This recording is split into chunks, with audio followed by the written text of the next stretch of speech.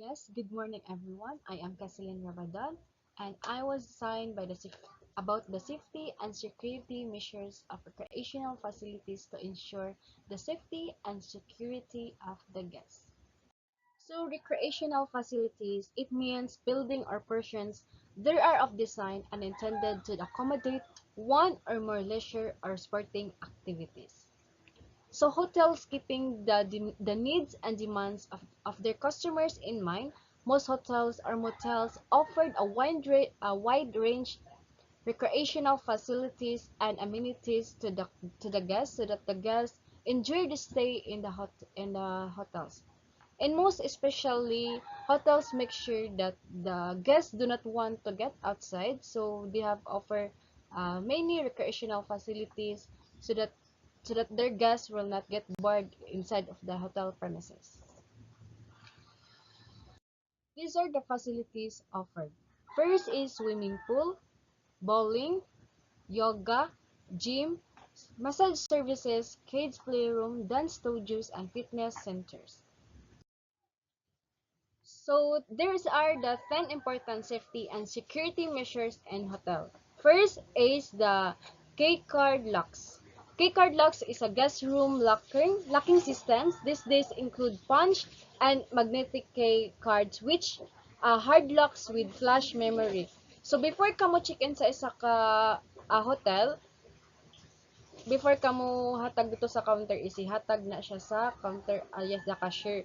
Ihatag niya with white card na siya, then before ka mo check in sa isa ka room kay imo na siya ipakita ri ana ra nimo siya, and then mo open na iyang door and the aircon and the lights. Second is the security guard. Security guards 24 hours every day to provide best and safety and for the guests. So, ang mga naman dyan every hotels naman dyan yung mga security guards to monitor, to secure the safety of our the guests. And third is security cameras.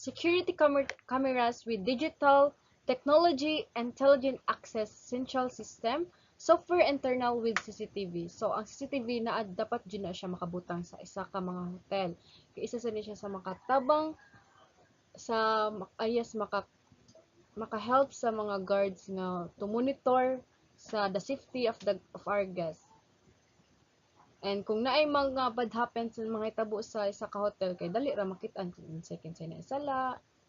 Yan sometimes kay sa mostly sa mga hotels sa labi na sa counter area uban sa CCTV nila kay mulihok. Yes. Fourth is fire alarms. Fire alarms, smoke detectors, and fire alarms in each guest room and throughout the entire complex that is monitored 24 hours a day. So, kani yung mga fire alarms and smoke detectors kay ginamonitor gid sa mga taga hotel kay asa babantayan nako kay sa every room sa hotel kay naa jud siya yung mga smoke detectors sa ibabaw, and sa mga kilid-kilid kay murag naay musirit nga water like ana murag yes nya ang katong smoke detectors magdepende na siya sa kanang iyahang gikusgon gani nga sa smoke, o grabe na jud gani kaayo murag didto na tumugawas ang mga tubig sa ibabaw sa room. And then ko dito na i-check sa mga mo-alarm na din na ang mga taga-office sa hotel unsay problema ana basig na aray smoke. Mo nang before jud ka mo check-in sa isa ka hotel mo ana jud ang mga counter, ang mga cashier nga ma'am bawal ta mo smoke sa room, naatay smoking area sa itaas ana maana gyud na sila kay alarming man jud kayo na siya. So fifth is emergency power. Provision for emergency power in case of a power cut to provide interrupted gas service. Emergency power is emergency generators are installed in the hotels. Naka-install din na siya sa every hotel to prevent the hazards associated with loss of municipal electrical power supplies. And this is controlled by the emergency communication systems. And it is also to auto-alarm and alerting systems such as the fire alarm system, and it gives the reliability of electric power supplies for fire and life safety systems in critical. And next is emergency manual. Hotels maintain an emergency manual detailing exit and help in the event of a variety of emergencies. So every hotel kay naa jud na siya mga fire exit nga nakatatak asa dapita kamo. In case nga naay fire, naay sunog, na dito kamo agi, na sila mga ruta nga ginabutang. And they also have emergency kit kanang sa mga kilid-kilid na siya kanang fire extinguisher. Yes, di na siya mawala. And next is employee photo ID. For added security, some hotels have employees wearing a photo ID name tag, allowing quick identification. So usa sa jud ni sa sa pinaka-important sa mga trabahante sa isa ka hotel. Dapat yes need man jud na every kuan naman jud tay mga IDs, and to avoid nga kanang na magpa-as if nga trabahante siya sa isa ka company niya, di ito mga durugista dito. Usa na siya dapat jud nga ang mga employee kay na gyud siya yung mga ID para maka kuan sad ang mga guest nga kani nagtrabaho ni nagwork ni siya diri sa hotel, so pwede na ko siya kaduulan. Next is in-room safes. In addition to the safety deposits boxes offered by most hotels at the front desk, some hotels provide in-room guest safes capable of holding a laptop, computer that use of the guest's own credit card as the key.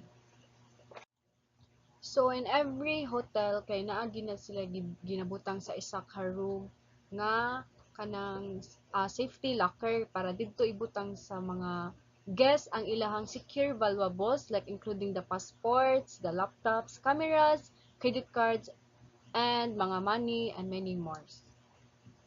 And butangan na to nimo siya og password and then ma-open na to siya.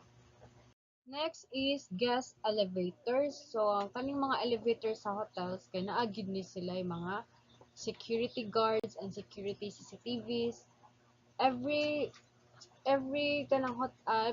elevator kay naagid na siya mga CCTV cameras, and then kung wala ka ato ang gihatag nga ito K-locker, itong white na K-locker sa isa kuan kay dili imo to siya ibutang man dito sa imo to ipiit dito sa ka elevator, and then mo select ka og asa ka nga floor mo dagan na to siya. Ug wala ka tong K-locker, dili siya mo kuan mo operate. And then usa na siya sa maka-help to secure our guests. And lastly is defibrillation units. A life-saving device in case of heart attacks. Defibrillation units are starting to be deployed among all the police and emergency personnel across the nation. So, ang defibrillation units is mga devices na siya. Kung in kaso nga na ay mga emergency sa ka-guest, yung heart attack, na yung mga like something na masakit, yes. Tawag na siya og mga police, among the police and emergency personnel para maka-help sa nila. And that's all, miss. Thank you.